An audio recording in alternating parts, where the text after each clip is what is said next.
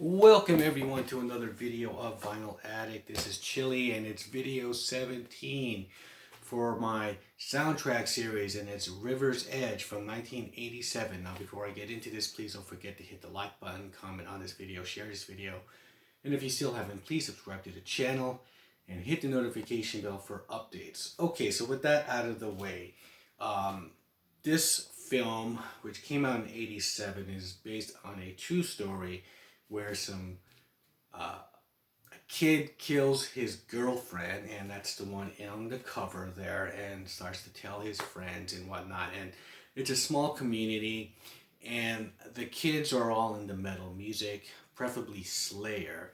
And so this is 1987, and so I guess this murder happened in the early 80s. Around 83 then, because that's when Slayer put out the album Show No Mercy, and so a lot of the songs on here are from Slayer's first album, Show No Mercy, but there's other songs on here as well from, you know, other bands, punk bands and whatnot, because the kids sort of listen to that, and the characters played by Keanu Reeves and Crispin Glover. So the songs you got here are like Hollow's Eve, Lethal Tendencies, Slayer, Die by the Sword, Fate's Warning, Kyrie Aleison, Slayer, Captor of Sin. Now side B, Slayer, Evil Has No Boundaries, Agent Orange, Fire in the Rain, Slayer, Tormentor, The Wipers, Let Me Know. That's Greg Sage produced that. Burning Spear is the last song, Happy Day, previously unreleased, which is a kind of a different song to kind of throw in the mix with all this metal. You got Burning Spear. I pretty much can't remember the contents of them playing that song. Probably it was just the end or something in credits. However, though, this has a lot of bands from that time, early 80s, 83, of, you know, punk and metal, and Slayer being the forefront of the thrash metal scene, and that is the music these characters are listening to. I think this is a very unique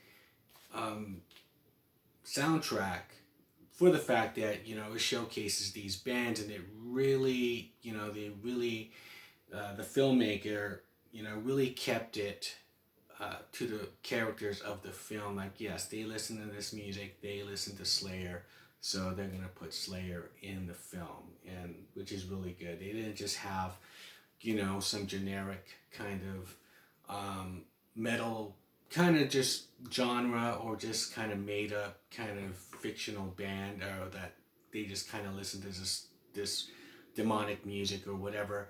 They had some real music. It was a real drama of a film. So it was the soundtrack album to the most controversial film of the year.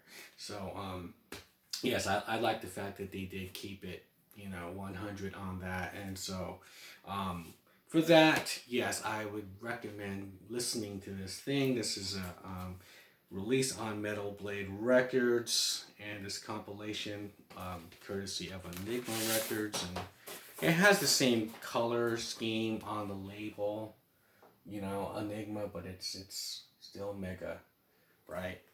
Okay, so leave me a comment below if you've heard this album or even seen this film. It's a slow burn kind of movie, but, you know, it really takes you back to the time of the 80s with the way they dressed, as far as the metal kids in this movie, and I liked it a lot. You know, it's kind of my time growing up when this came out. So leave me a comment below, and with that, I'll shut up, and I'll see you guys on the next soundtrack. Bye.